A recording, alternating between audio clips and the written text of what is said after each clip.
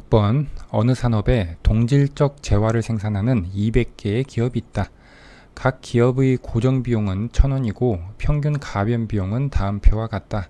시장 가격이 1,000원일 경우에 대한 설명으로 옳은 것은 이 산업은 동질적 재화를 생산하고 그리고 기업이 꽤 많이 있죠. 그래서 완전 경쟁 시장으로 봐도 무방하겠습니다. 이때 고정 비용이 1,000원이고 평균 가변 비용이 주어져 있죠. 그리고 시장 가격이 1,000원으로 주어져 있죠. 먼저 우리는 주어진 평균 가변 비용으로부터 평균 비용을 도출해야 됩니다. 평균 비용이라고 하는 것은 평균 고정 비용과 평균 가변 비용을 더한 것이죠. 평균 가변 비용은 이 수치를 그대로 쓰시면 되고, 고정 비용이 1,000이라고 그랬으니까 생산량으로 나눠주면 그것이 평균 고정 비용이 되는 것이죠. 그래서 1,000을 생산량 1부터 6까지 각각 나눠준 값들을 썼고요. 그러면 평균 비용은 평균 고정 비용과 평균 가변 비용을 더한 이러한 값들이 나오게 되겠습니다. 그리고 문제에서 시장 가격이 1,000원으로 주어져 있고요. 그러면 현재 상태에서 기업들이 어떤 생산량을 생산하고 있는지를 파악을 해야 되는데, 결국 이윤을 극대화하고 있는 생산을 하고 있을 겁니다. 그리고 이 산업은 동질적 재화니까 모든 기업이 동일한 생산량을 생산을 할 것이고요. 그러면 이윤을 생각을 해보면, 이윤은 가격에서 평균 비용을 뺀 다음에 생산량을 곱해준 것이 이윤이죠. 즉 PQ가 총 수입 TR이고요.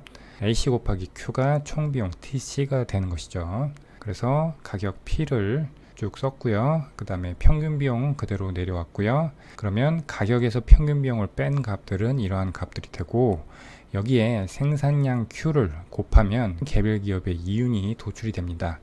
여기서 지금 이 600이 가장 높은 이윤 생산량 수준이죠. 그게 4개를 생산하는 것이고, 각 개별 기업이 4개를 생산하면서 전체 기업 수가 200개니까 시장의 생산량은 800개가 되고요. 그리고 이 상황에서 가격이 평균 비용 850보다 큰 상황이죠. 이렇게 되면 이 시장에는 초과 이윤이 존재하고 있는 상황입니다. 따라서 이 시장에 진입과 퇴출이 자유롭다면 이 시장에는 새로운 기업들이 진입을 하게 됩니다. 이러한 내용을 서술하고 있는 보기를 찾으면 1번이죠. 각 기업은 4개를 생산하고 전체 생산량은 800개이다. 장기적으로 동일한 비용 구조를 가진 기업들이 이 시장에 진입하거나 이 시장에서 퇴출할 수 있다면 이 시장에는 진입이 발생한다. 답은 1번이 되겠습니다. 7번 보겠습니다. 다음과 같이 주어진 정보에 따를 때 전기자동차 배터리 생산이 정부의 개입 없이 시장에서 자율적으로 결정될 경우 사회적 후생의 감소분은, 박스를 쭉 보니까 오염물질로 인한 비용 곡선 이야기가 나오는 거로 봐서는 부정적 외부 효과에 관한 문제가 되겠습니다. 그러면 정부의 개입 없이 시장에서 자율적으로 결정될 경우에는 배터리 생산이 사회적으로 최적인 수준보다 과다하게 생산이 될 것이고요. 그 경우와 사회적으로 최적인 생산 수준과 비교를 해서 답을 구하면 되겠습니다. 정리를 한번 해보면, 전기 자동차 배터리 시장은 완전 경쟁 시장이다. 독점 시장 방식으로 풀지 말라는 거고요. 전기 자동차 배터리 생산은 지하수를 오염시켜 공장 주변의 주민 건강에 심각한 위협을 초래한다. 그래서 한계 외부 비용이 발생하겠죠. 그 다음 전기 자동차 배터리에 대한 수요 곡선이 주어져 있는데, 이게 사회적 한계 편익 곡선이자 사적 한계 편익 곡선이 되겠습니다. 그리고 전기 자동차 배터리에 대한 공급 곡선, 이것은 사적 한계 비용 곡선이 되고요. 그 다음 전기 자동차 배터리 생산 시 발생하는 오염물질로 인한 주민들의 의료 비용 곡선, 이게 바로 한계 외부 비용으로서 MEC에 해당하는 것이죠. 즉 사회적 한계 비용은 사적 한계 비용에 한계 외부 비용을 더해서 결정이 되는 것이죠. 그 다음은 용어에 대한 정리가 되겠습니다. 이제 순차적으로 경쟁시장에 맡겨놨을 때 균형과 사회적 최적 배분의 균형을 구한 다음에 사회적 후생의 감소분을 구하면 되겠습니다. 먼저 경쟁시장의 배분인데, 이것은 사회적 한계 편익 곡선과 사적 한계 비용 곡선을 갖다가 놓고 풀면 되겠죠. 그러면 Q는 12, P는 34가 되고요. 오른쪽에 이 빨간 점이 해당하는 점이 되겠습니다. 그 다음 사회적 최적 배분은 사회적 기준에서의 한계 편익과 사회적 기준에서의 한계 비용이 같다고 놓고 계산을 하면 되겠죠. 그래서 Q는 10, P는 35가 돼서 그래프에서 이 노란색 점이 바로 사회적 최적 배분점이 되겠습니다. 그런데 이 경제에는 생산 측면에서 한계 외부 비용이 존재하기 때문에 사회적으로 최적인 수준보다 과다하게 생산이 되고 있음을 알 수 있습니다. 따라서 정부의 개입 없이 시장에서 자율적으로 결정될 경우에는 사회적 한계 편익보다 사회적 한계 비용이 더 큰 영역에서 생산이 이루어지게 되고, 사회적 후생의 감소분은 이 빨간색 삼각형의 넓이가 됩니다. 밑변이 MEC 그리고 높이가 2죠. 생산량이 12일 때 MEC를 구하면 C는 0.5Q니까 6이 되죠. 그래서 밑변이 6이고 높이가 2니까 삼각형 공식에 의해서 면적은 6이 나옵니다. 따라서 7번 문제의 답은 2번이 되겠습니다. 8번 솔로의 경제성장 모형에 대한 설명으로 옳지 않은 것만을 보기에서 모두 고르면. 솔로 경제성장 모형에 대한 개념을 묻는 문제입니다. 기억, 균형성장 경로에서 완전고용 성장이 이루어진다. 균형성장 경로라고 하는 것은 균제 상태 또는 정상 상태라고도 하고요. 이것은 경제의 초장기적인 관점에서의 균형 상태를 의미하고, 이 상태에서는 경제 변수들의 증가율이 일정한 상태를 갖게 됩니다. 솔로 경제성장 모형에서 균형성장 경로에서는 노동시장, 자본시장, 그리고 생산물 시장이 동시에 균형을 갖게 됩니다. 노동시장에서는 가계가 실질임금에 관계없이 공급하고자 하는 총노동 공급량이 균형 공급량이 되고요. 따라서 완전고용이 이루어지게 되고, 자본시장에서는 경제의 총저축과 총투자가 일치하게 됩니다. 그리고 생산물 시장에서는 총공급과 총수요가 일치하게 됩니다. 그러면 수식으로 균제 상태의 조건을 한번 살펴보겠습니다. 총생산함수 또는 국민 총생산을 대문자 Y라고 할 때, 소문자 Y는 1인당 변수로서 1인당 산출량, 1인당 소득을 의미합니다. 여기 K는 자본을 의미하고 L은 노동을 의미하죠. 그래서 여기 있는 스몰 k는 1인당 자본량을 의미하고요. 그리고 스몰 y는 방금 설명했지만 1인당 산출량, 1인당 소득을 의미합니다. 이 1인당 소득은 1인당 자본량에 의해서 결정되는 함수 관계를 가지고 있습니다. 결론적으로 균제 상태에서는 이와 같은 방정식이 성립을 하게 되는데, 좌변을 보면 저축률을 S라고 하고 그것이 생산함수에 곱해져 있죠. 그래서 이것은 이 경제의 1인당 저축을 의미합니다. 그 다음 우변에서 스몰 n은 인구 증가율을 의미하고요. 델타는 감가상각률을 의미합니다. 이 식의 좌변은 저축률 곱하기 1인당 생산함수인데, 즉 1인당 저축을 의미하고, 이 저축을 통해서 투자가 발생하게 되고, 그 투자를 통해서 성장이 달성되고, 성장의 결과인 소득이 다시 경제 주체들에게 배분이 돼서 그 배분된 소득의 일정 비율만큼 다시 저축이 발생하는 순환 과정을 겪게 됩니다. 좌변에 있는 이 부분은 1인당 자본량의 증가 요인을 의미하고요. 우변은 1인당 자본량의 감소 요인을 의미합니다. 그래서 좌변의 1인당 자본량의 증가 요인과 우변의 1인당 자본량의 감소 요인이 일치할 때 이 경제는 경제 변수들의 증가율이 일정한 상태인 균제 상태가 됩니다. 그래프로 살펴보면 지금 1인당 생산함수 또는 1인당 소득이 그려져 있고요. 거기에 저축률을 곱한 곡선이 그려져 있고요. 그 다음 기울기가 인구 증가율과 감가상각률의 합인 직선이 그려져 있습니다. 균제 상태에서는 지금 이 직선과 1인당 저축 곡선이 일치하는 점에서 균제 상태가 달성되게 되고, 이때의 1인당 자본량을 K스타라고 하면 1인당 산출량은 1인당 생산함수의 높이인 Y스타가 됩니다. 그래서 균제 상태에서는 1인당 자본량과 1인당 소득이 일정하게 됩니다. 그래서 표기를 하면 1인당 산출량과 1인당 자본량의 증가율이 0이다 라고 표시할 수 있습니다. 이것의 의미는 1인당 산출량은 총 산출량을 인구수로 나눠준 것이었고, 그런데 이 전체 비율의 증가율이 0이란 이야기는 분자와 분모에 있는 y와 l의 변화율이 동일하다는 것을 의미하고, l의 변화율은 인구 증가율 n이었죠.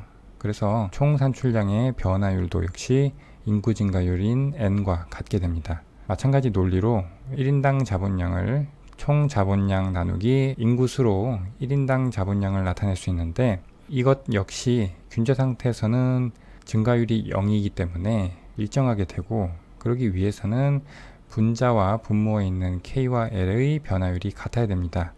그래서 경제의 총 산출량과 마찬가지로 경제의 총 자본량의 변화율도 인구 증가율과 같게 됩니다. 그 다음 황금률 자본량이라는 개념이 있는데, 이것은 균제 상태의 조건을 유지하면서 1인당 소비를 극대화하는 1인당 자본량 수준을 의미합니다. 보기를 하나씩 보면, 기억, 균형 성장 경로에서 완전 고용 성장이 이루어진다. 균제 상태 쪽을 설명드리면서 언급한 내용이 되겠습니다. 니은, 황금률 자본량은 1인당 산출이 아니라 1인당 소비를 극대화하는 자본량 수준을 의미합니다. 디귿, 균제 상태에서 1인당 소득 증가율, 스몰 y의 증가율이죠. 그것은 0%였죠. 맞는 보기고요. 리을, 인구 증가율이 감소하면 균제 상태에서 1인당 산출도 감소한다. 그래프로 바로 살펴보면 인구 증가율 스몰 n이 감소하게 되면 이 직선의 기울기가 완만하게 되고, 그러면 저축 곡선과 만나는 점은 이 K스타보다 좀 더 오른쪽에서 만나게 됩니다. 그렇게 되면 자연스럽게 Y스타 역시 인구 증가율 감소 전보다 더 높은 수준에서 수치를 갖게 되고요. 그런데 리을에서는 1인당 산출이 감소한다고 했으니까 틀린 보기가 되겠습니다. 그래서 8번 문제는 옳지 않은 것이니까 니은과 리을을 고르고 있는 4번이 답이 되겠습니다. 9번, A는 두 종류의 일자리를 제안받았고 다음과 같은 상황에 처해 있다. A가 두 번째 일자리를 선택하기 위한 연간보수 X의 최소값은? 이 문제는 불확실성화의 경제학에 대한 문제고요. 확실성 등가를 구해서 계산하면 되는 문제가 되겠습니다. 박스를 보면 A의 효용함수가 주어져 있고요. 첫 번째 일자리가 일시해고가 없고 연간보수가 4,900만원이라고 했습니다. 일시해고가 없다는 이야기는 확실한 경우의 보수라는 의미가 되겠습니다. 두 번째는 일시해고에 대한 불확실성이 존재하고, 그래서 이렇게 두 가지 경우가 나와 있습니다. 전체의 4분의 1에 해당하는 연도는 경기가 좋아서 일시해고가 되지 않으며 이때의 연간 보수는 X이고요. 그리고 전체의 4분의 3에 해당하는 연도는 경기가 좋지 않아 일시해고가 되며 이때 연간 보수는 3,600만원이라고 합니다. 경기가 좋은 경우가 연간 보수가 더 많겠죠. 그리고 지금 이 4분의 1과 4분의 3은 확률을 의미하고요. 따라서 두 번째 일자리에 대한 효용을 구하기 위해서는 불확실성이 개입되어 있으니까 기대 효용을 구해야 됩니다. 그 기대 효용이 주는 효용과 동일한 효용을 주는 확실한 금액이 첫 번째 일자리의 확실한 연간 보수 4,900만원보다 더 클 때 두 번째 일자리에서 얻는 효용이 더 크게 되겠습니다. 그런데 문제에서 연간 보수 X의 최소값을 물었기 때문에 결국 두 번째 일자리의 확실성 등가액의 최소값을 구하라는 것이고, 최소값이라고 하는 것은 이 4,900만원이 되겠죠.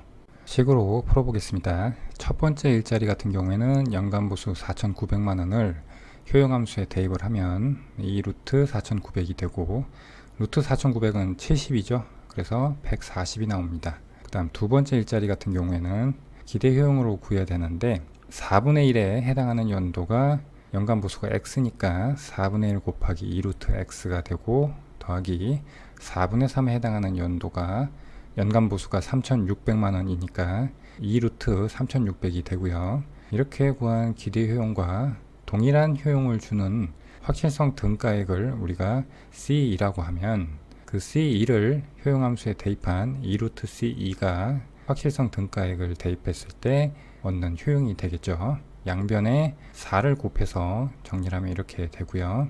그 다음 2로 약분이 되겠죠. 그러면 루트 x 더하기 3 곱하기 루트 3600은 60이니까 3 곱하기 60 하면 180이 나오고요. 그리고 4루트 확실성 등가액인데 연간보수 x의 최소값을 구하기 위해서는 최소한 이 기대 효용이 첫 번째 일자리의 확실한 보수인 4,900만원을 이 확실성 등가 자리에 대입했을 때의 값보다는 크거나 같아야 되겠죠.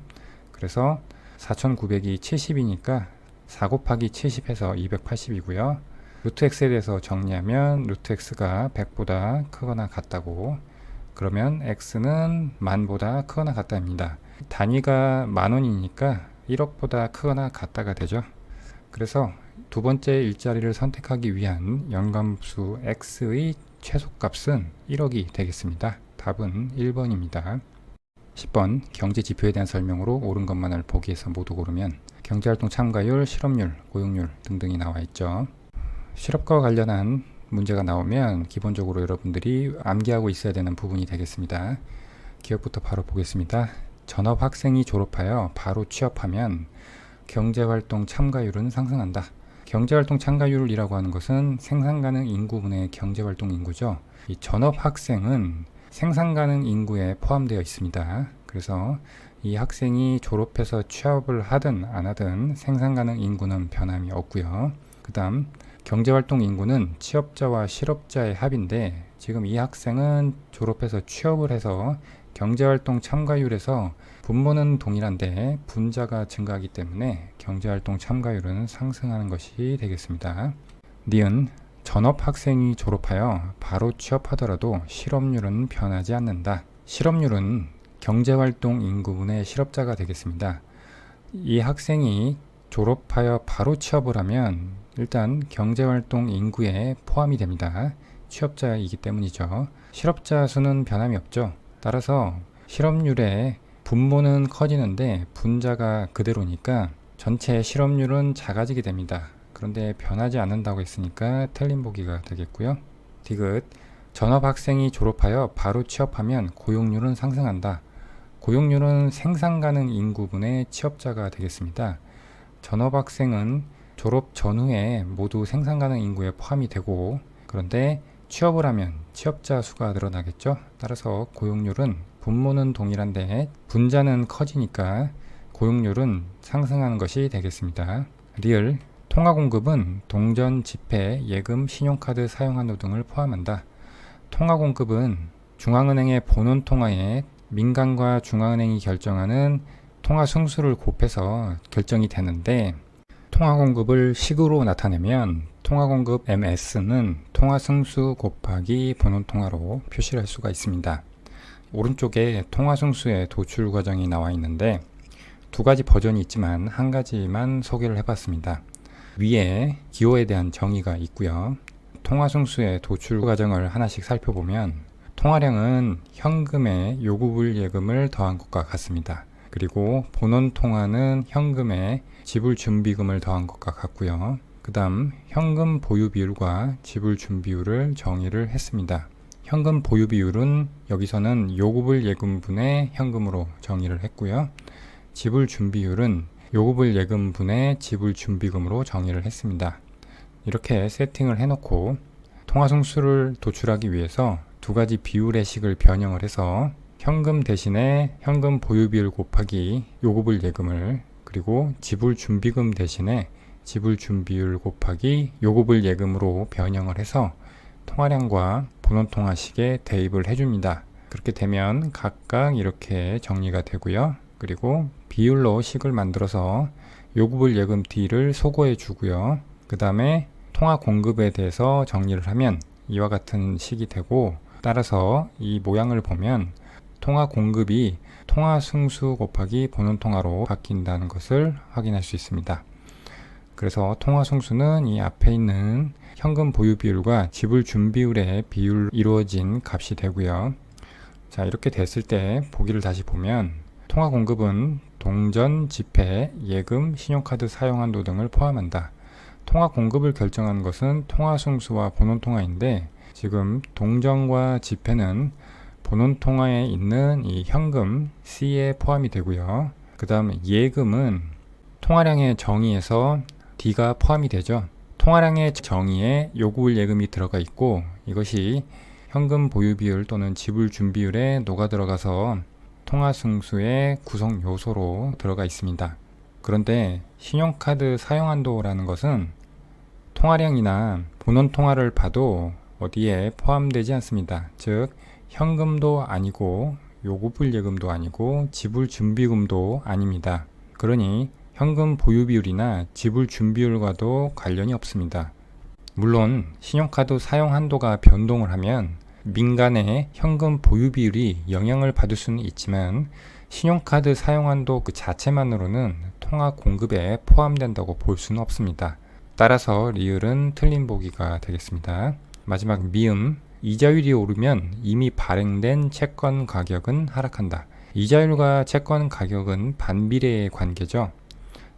왜냐하면 채권 가격이라고 하는 것은 채권이 가져다주는 미래 현금 흐름의 현재 가치가 됩니다. 그런데 현재 가치화를 해줄 때 시장 이자율을 사용하게 되는데 시장 이자율이 오르면 채권 가격의 현재 가치는 하락하게 되죠.